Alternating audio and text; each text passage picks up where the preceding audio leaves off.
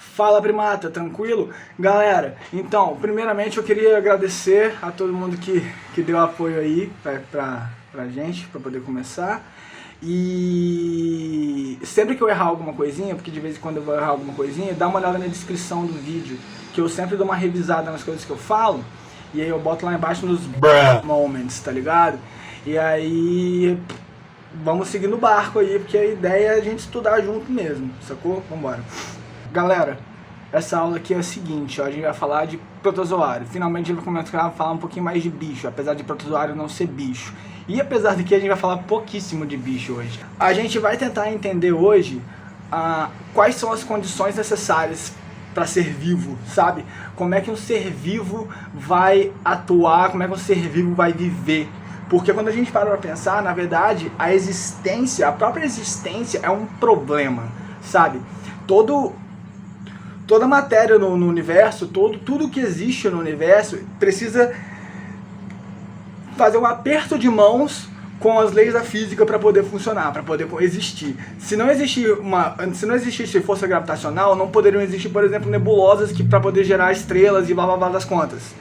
Os seres vivos são a mesma coisa. Teve até um cara que começou a postular, na verdade, que os seres vivos, olha que legal, os seres vivos, eles são uma expressão matemática do universo que facilita a dispersação de energia. Porque tudo que a gente conhece no universo tende a dispersar a sua energia. Por exemplo, o Sol, ele tá fazendo o que agora? O Sol, ele tá gastando toda a energia que ele tem, porque ele não consegue, até um momento que a energia dele começar a entrar em conflito com a energia gravitacional, e aí, enfim, ela vai aumentar, depois crescer, depois você dá uma olhada nesse negócio de Sol aí. O que eu tô querendo dizer aqui é o seguinte, ó, todo ser vivo vai precisar resolver algum tipo de problema. Todo ser vivo vai precisar conseguir alimento, vai precisar conseguir oxigênio, vai ter que fazer questão dele salino, vai ter que conseguir água e esse tipo de coisa, sacou? Não tem jeito. Você vivendo na terra, você vivendo no mar, você vivendo na lagoa, você vivendo no meio de um vulcão, você vivendo na Disney, não tem jeito. Você vai precisar resolver alguns problemas para você poder viver. E aí a gente começa a ver o seguinte, que não é só dos protozoários isso, é de todos os animais.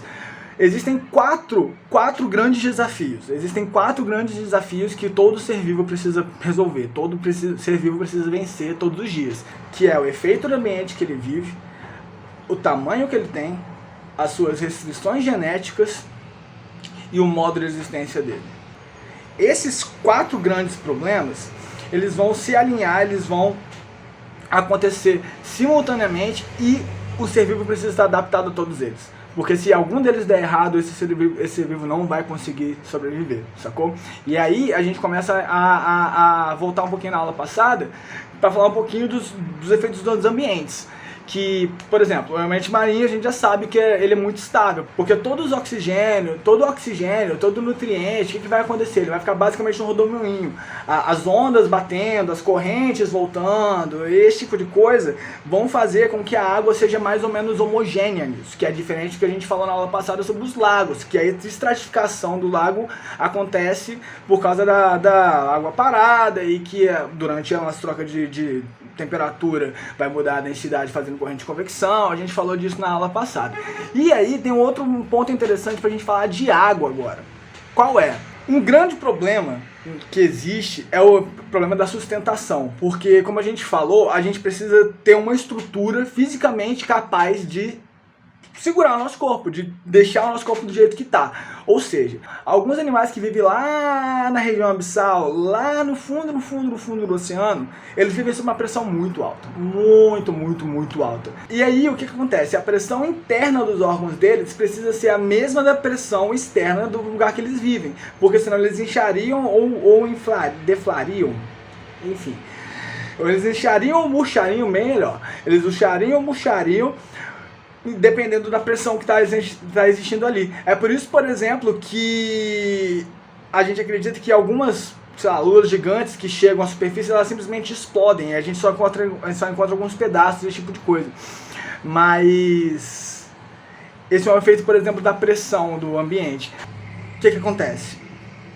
Dependendo de onde você vive, você tem problemas diferentes. Isso vai para qualquer área que a gente vai viver, sacou? Se você vive na Austrália, você tem problemas diferentes de uma pessoa que vive na Suécia. Faz sentido? Claro que faz, porque tudo é diferente. Agora, imagina a diferença de você viver dentro da água ou na terra. É uma diferença absurda. Então, todos os organismos que estiverem adaptados a viver em um desses ambientes vai precisar de maquinários, vai precisar de respostas, vai precisar de inovações, vai precisar de adaptações diferentes para poder viver nesses lugares. Faz sentido? Então, o que acontece? Se eu vivo, por exemplo, no ambiente marinho, a gente já falou, o oxigênio é muito estável por causa das correntes e das ondas. Mas existem alguns outros detalhes do ambiente marinho que são mais correspondentes ao tipo de vivência dos organismos. Por exemplo, lá não tem perigo dos ovos desidratarem, porque eles ficam dentro d'água. Então, você não precisa envolver ele numa casca, sacou? Você pode só deixar eles em algum lugar, um lugar qualquer, e eles vão ter oxigênio, eles vão ter nutrientes, porque a gente já falou que o ambiente é muito estável. E isso não é verdade, por exemplo, para os lagos. Por exemplo, a maioria dos organismos que vivem em lagos ou em rios, ou seja, em água doce, eles vão fazer o quê? Eles vão prender os ovos dele em algum lugar, para poder impedir que eles vão para alguma área sem oxigênio ou sem nutriente. Faz sentido? Então, isso é uma diferença muito sutil de animais de água doce com animais de água salgada. O pessoal de água salgada, eles vão fazer o quê? O pessoal de água salgada, eles vão botar ovo por aí porque tem nutrientes por todos os lados, enquanto isso não vai acontecer com o pessoal de água doce. E a flutuabilidade também é diferente. Não é à toa que todos os grandes, os big stars, os maiores animais que a gente conhece, todos eles nasceram, todos eles viveram e todos eles morreram no ambiente marinho. Por quê? Porque a água salgada é muito mais densa do que a água normal, então a flutuabilidade é muito maior. Você consegue fazer isso tranquilo, você não tem problema de estrutura, sacou? Só imagina você ser uma baleia no meio da floresta amazônica. Você ia quebrar a árvore pra todo lugar, você não ia conseguir respirar, você não ia conseguir nada, sabe? Não funciona, o bicho é pra outro lugar, faz sentido? E outra diferença interessante é a seguinte: bicho de água salgada normalmente tem estágio larval. Vai ter bicho que vai ter estágio larval dentro d'água, por exemplo, as libelas tem, se eu não me engano, 17 estágios larvais, é uma coisa muito doida. Mas, em geral, o bicho de água salgada vai possuir estágio larval. Isso porque, se você tem estágio larval num rio, por exemplo, a chance da sua larvinha, do seu bebê ir parar no mar é total, porque ele é só um bichinho microscópico que faz com a corrente, entendeu? Então faz muito mais sentido você ter um desenvolvimento direto. Esses animais se adaptaram tendo um desenvolvimento direto para poder nascer um bicho mais parecido com o pai possível, para que ele não seja levado pela corrente, nem, sei lá, comido por peixe por aí. É um pouquinho mais tranquilo. E aí, cara, a gente tem que lembrar também, até foi um momento lá na aula passada, que o bicho de água de água doce, ele é hipertônico ao meio, enquanto o bicho de água salgada, ele vai atuar deixando a água entrar ou sair bem como ela queira, porque eles são isotônicos, na verdade, em relação ao meio. Isso não vai acontecer com os bichos de água doce, porque eles são hipertônicos em relação ao meio. Então a tendência da água é igualar a tonicidade, porque a tendência de um bicho hipertônico dentro da água doce é igualar a concentração de sal dos dois lados. Se um lado tem mais sal e o outro lado tem menos sal, a água vai do lado que tem menos sal para o lado que tem mais sal, para poder igualar as concentrações. No caso, o lugar que tem mais sal é o peixe. Se entrar água demais no peixe, ele explode, literalmente. Esses bichos, então, normalmente vão ter estruturas especializadas para poder liberar a água. Por exemplo, nos protozoários mesmo, existe uma organela específica chamada vacúolo contrátil. Esses organismos, então, vão estar adaptados para tirar o excesso de água do corpo deles e jogar de volta no ambiente. Já para quando a gente para analisar o ambiente terrestre, ele é muito mais difícil, ele é muito mais inóspito. Você não tem água, você tem o sol batendo em você direto. Você tem que lidar com gravidade, entendeu? É uma parada complicada mesmo comparado à água. Quando é só você entrar numa piscina. Cara, você entra numa piscina, você se sente leve. O peso do empuxo, ele faz você ficar mais leve. Ponto, sacou? A desidratação é o principal problema a ser resolvido pelos organismos terrestres. Ponto. Não é à toa que anfíbio vive metade da vida na água, metade da vida na terra. Sacou? Porque a gente precisa da água para poder fazer a troca gasosa.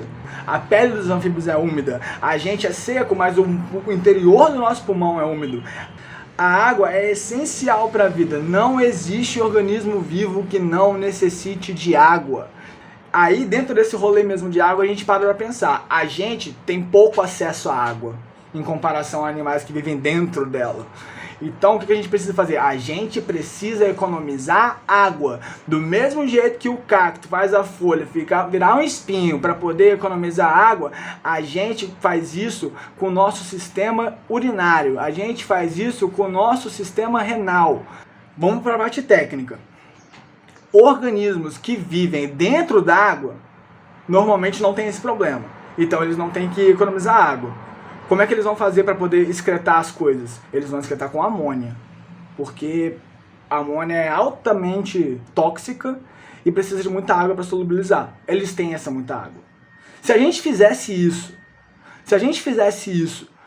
na Terra, a gente ia morrer intoxicado por amônia, porque a amônia é extremamente tóxica. Então, a gente tem que trocar isso por alguma outra coisa. A gente costuma trocar ou por ácido úrico ou por ureia. Mas existem animais, por exemplo, que vão excretar guanina. E por que essa excreta, que a gente chama de excreta nitrogenada, por que a gente joga fora nitrogênio, basicamente? Por que a gente joga fora nossos sais? Porque a gente também precisa osmorregular.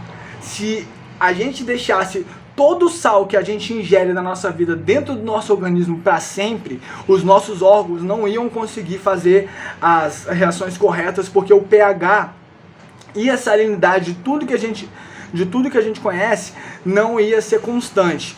Em outros termos, a gente precisa osmorregular para poder manter a homeostase. A gente, de maneira mecanicista, funciona como uma bola de reações químicas. Sabe? Todo organismo nessa Terra vai funcionar como um lugar onde reações químicas ocorrem e elas vão interagir umas com as outras, gerando vida, de alguma forma que a gente não conhece. Certo?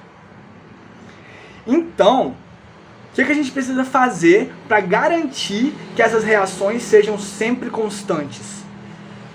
A gente precisa deixar o ambiente constante. Imagina só, por exemplo, eu vou fazer uma proteína qualquer, o colágeno, certo?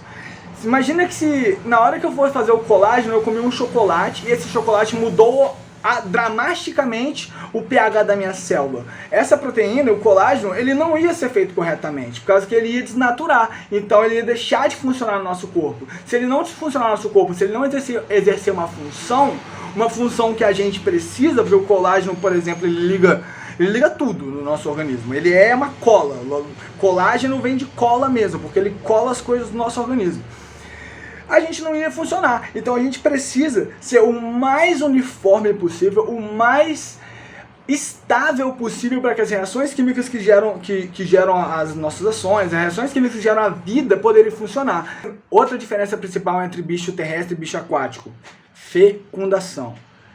Eu não preciso fecundar a fêmea se a fêmea coloca o ovo do lado de fora. Então o Pokémon de água vai funcionar da seguinte maneira: a fêmea, ela vai pegar e jogar os ovos do lado de fora, enquanto o machinho vai pegar e jogar os seus espermatozoides do lado de fora também. Tudo isso vai se encontrar por sinalização química, provavelmente, e aí os bichos vão começar o seu estado de larval a partir do zigoto que é formado ali na fecundação. O cara da... Só imagina você gerar um bicho no seco. Não dá, não vai rolar, você precisa estar dentro da água. Não é à toa que os seres humanos têm útero. Os animais placentários, eles vão gerar um ambiente extremamente estável, controlado pelo corpo da mãe, para poder gerar um animal muito complexo ali em pouco tempo, sabe? E aí não dá para imaginar isso acontecendo por causa dos impedimentos físicos. Qual é a solução? Fecundação interna. A grandíssima maioria dos animais terrestres vão apresentar fecundação interna. E a geração normalmente é interna também. Interna em qual sentido? Interna dentro de uma bolsa d'água. Se eu sou um réptil, eu não tenho útero para poder fazer essa maravilha da engenharia bioquímica. Mas eu tenho um ovo. Pô, eu tenho uma casca de cálcio no ovo para poder impedir a água de entrar e sair, manter ali dentro. Eu já coloco também um monte de nutriente e vai, tá ligado? Cada bicho vai se adaptar, cada bicho vai trabalhar com o que tem, são parte das suas restrições genéticas. E outro ponto importante é meio parecido com o da água doce. É complicado você ter um estágio larval no ambiente terrestre, porque assim que você nasce, você está exposto às mesmas condições do adulto. Assim que você sai do útero da sua mãe, o oxigênio que vocês estão expostos é o mesmo, a umidade do ar que vocês estão expostos é a mesma, a luminosidade é a mesma e assim por diante. Então é muito complicado você ser muito diferente do seu pai. Logo, os animais terrestres normalmente têm um desenvolvimento direto. Anfíbio vai ter desenvolvimento indireto, mas a parte indireta do anfíbio fica dentro d'água. Então a gente leva isso pra frente. Tá bom, JP. E aí você chegou pra mim e falou o seguinte, que o tamanho do corpo também influencia. Eu, pô, pra caralho, viado. O que acontece? Papo de matemática. Imagina um cubinho. Se a gente for pegar a área desse cubo, o que a gente faz? A gente faz a área do quadrado vezes o número de lados.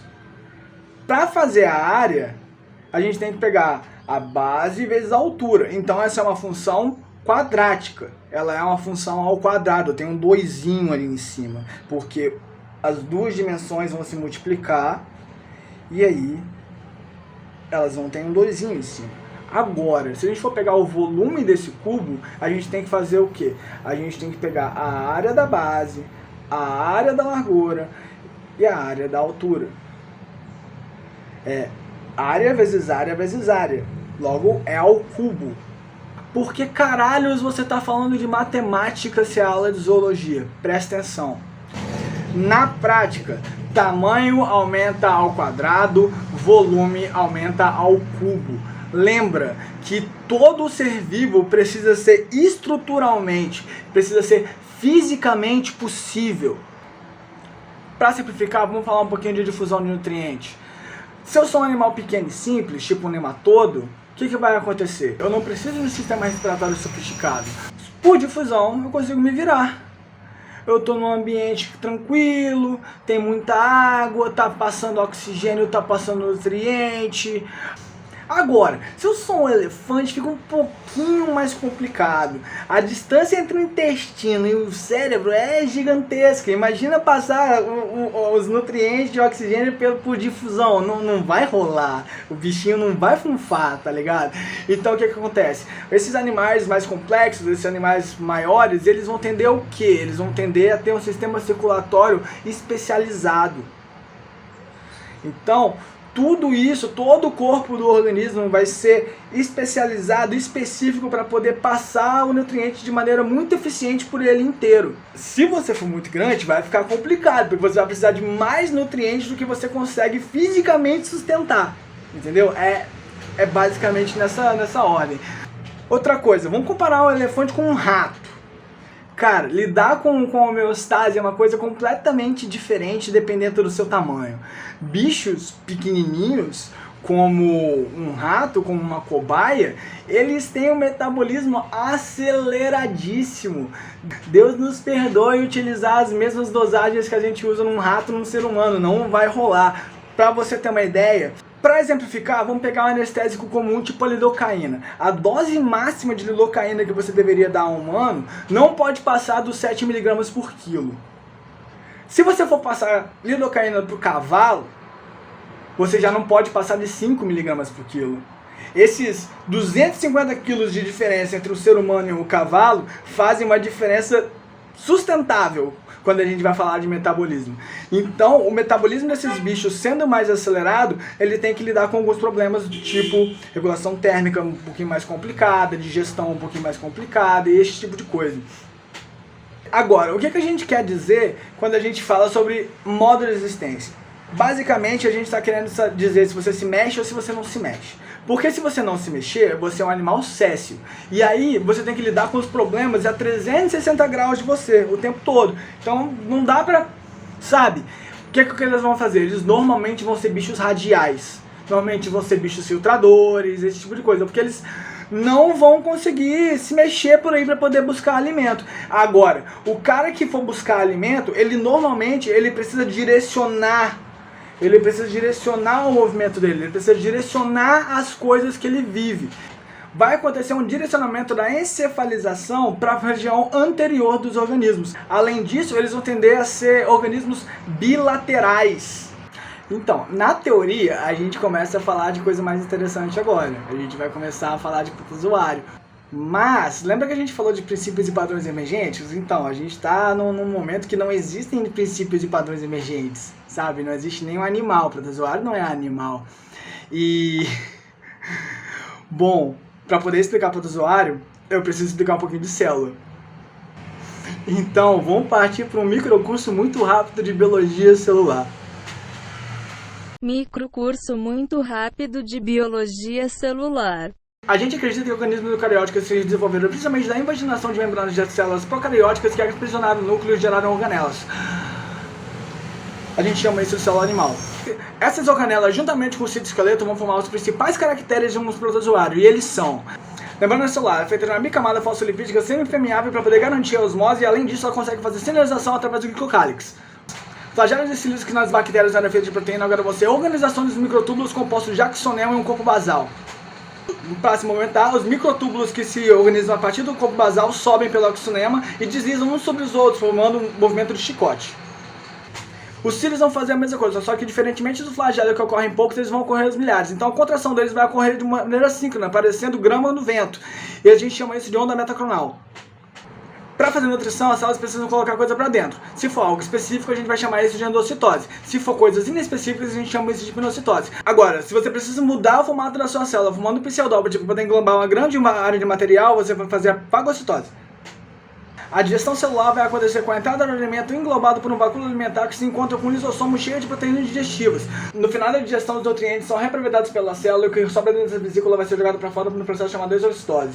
As secreções celulares são normalmente feitas de proteoglicanos produzidas pelo Golgi, podendo se destacar os mucos e as colágeno. Prometo que não faço mais isso. Para poder acabar e a gente começar a falar de bicho, ou quase, só um dicionário aqui de relação ecológica que a gente vai falar muito agora em protozoário. O parasitismo. Um parasita, ele vai se utilizar dos nutrientes de outro organismo, prejudicando para poder sobreviver. E isso é diferente do comensal, porque ele até recebe os nutrientes a partir de um outro organismo, só que ele não prejudica esse segundo. Já é bem diferente do predatismo. O predatismo você mata e se alimenta de outro organismo. E uma simbiose, de maneira geral, é uma relação ecológica harmônica em que os dois organismos são tão próximos e tão ligados que eles não conseguem viver um sem o outro. E acabou. Gente, obrigado. Essa aqui foi a segunda aula. Espero ter mais. Vambora. E faz aquele protocolo lá de dar o joinha, pá, não sei o que, porque aí ajuda nós.